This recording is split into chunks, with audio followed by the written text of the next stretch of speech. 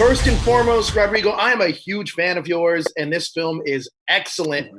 Great job, by the way. Tell me a little bit about your character, Biggie. Nice to meet you. Thank you, Joseph. Biggie. Well, Biggie is the main representative of power. Is a sort of like he's a salesman, but I would say he's more of a like a visionary, a guy that wants to take the product all over the world and wants to sort of like a megalomaniac figure. Also a very contradictory kind of character that has, on the surface is one thing, very confident, smooth and all that, but then don't want to give spoilers. Sure. So, but he's going to reveal another side of him once the situation, starts to get complicated. Now, without going into spoilers, Biggie seems like he's used power quite a bit throughout his life, and it's had a lasting effect on him. How did you use Biggie's disfigurement as a part of your character development?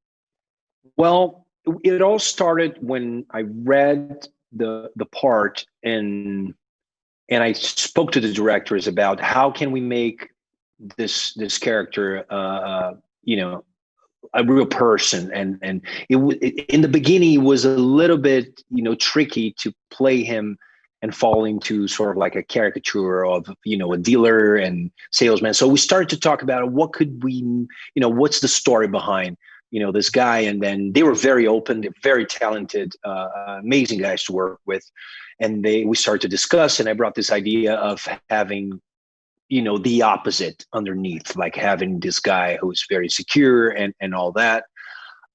We started to work with that. And then again, without giving any spoiler, but the whole physical part, it is also a reflection of what Big is looking for in life, right?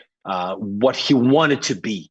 So that usually the superpowers, this is sort of like a theory that I kind of came up and started to, talk to them about, like, what do you think this guy gets this kind of superpower and this guy get a different superpower? What does he have to do with what? Right. And we kind of came with the theory that it depends on each person, like what we want, what we desire in life, or our fears. And, we came with all these theories. But that was a big part of the character. I had to play. Once he becomes who he becomes, I had to play that. So in a way, it informed me who was the guy, basically. Now the movie talks a lot about the meaning of the word power. Now, superpowers aside, what would you consider Biggie's power? I mean, besides physically, like pushing drugs, but like, what is Biggie's power in the film? His power is to convince people. One of the inspirations that I got was, those people, when they talk, they're good talkers. They're good, the people that have the a magnetism about them that really, they look at you and there's nothing else in the world. It's all about you. They make you feel special. They tell you they want to help you. They're going to make you grow. They're going to change your life. I watched a lot of those people.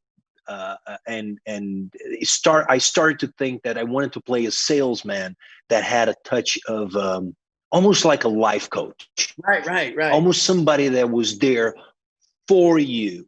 So I kind of like, it was just an inspiration. I wanted to give like a personal touch to the character. And that was it, man. And then just, working, little things here and there and just trying to never lose contact with the core of the character. Well, Rodrigo, which is the most important thing. Well, thank you so much for your time, man. Amazing job on the film. Can't wait for everyone to see it. Thank you so much. Thanks, man. Take care.